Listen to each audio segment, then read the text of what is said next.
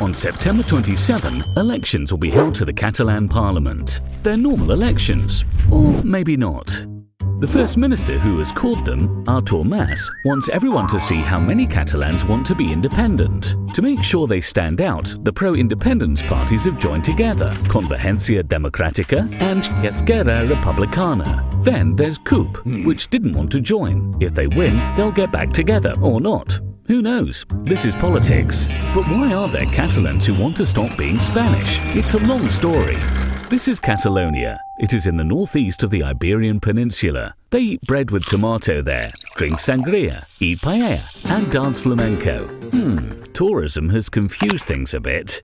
Anyway, this is Catalonia. Catalonia began in Barcelona. Count Ramon Berenguer I was in charge in the region in the 11th century. They called him the Old, although he only lived to the age of 56. Things of the olden days. The first mention of Catalan and Catalonia came in the following century. There were a succession of counts called Ramon Berenguer or Berenguer Ramon. It was all a conspiracy to make things confusing for Catalan schoolchildren centuries later.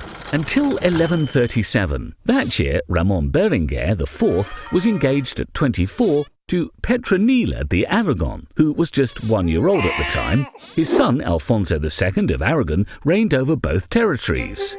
The new crown extended its power across the Mediterranean, reaching Valencia, the Balearic Islands, Sicily and Sardinia. Musical interlude. This is the sardana, the traditional dance of Catalonia. As you can see, Catalans weren't the inspiration for reggaeton. On October the 19th, 1469, Fernando, the heir to the throne of Aragon, married Isabel, the heiress to the throne of Castile, in secret. The marriage brought about the political union of the two kingdoms, but each kept its own institutions and administration. That was sorted out on the date Catalans would come to celebrate as their big drama. September the 11th, 1714. Felipe V won the War of the Spanish Succession and got rid of the Catalan government and Catalan privileges. Few Catalans remembered, but the Catalan government decided to remind them 300 years later, in 2014. The tricentenary was the ideal moment to recall the origin of oppression. Some people came to see it as the origin of coexistence, but they were not years filled with nice words. The Catalan language was banned in schools during the Franco era, but Catalonia began to get its institutions back during the transition. A Catalan government, a Catalan TV station, a school in Catalan, a Catalan history, and even some Olympic Games.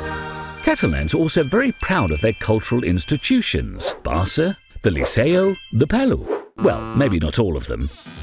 When the transition began, independence was not a priority. The parties that wanted it didn't represent more than 15% of the vote. In 2006, some Catalans, voted on a new statute. They said they were giving more money to Spain than they were getting. They wanted to take more decisions about their region and a new financing system. The Spanish government, which was going through the worst crisis in the modern democratic period, refused. Many Catalans thought a quick way to fix it would be to leave. They took to the streets with their demands. In 2011, about 50,000 of them. In 2012, almost 1 million.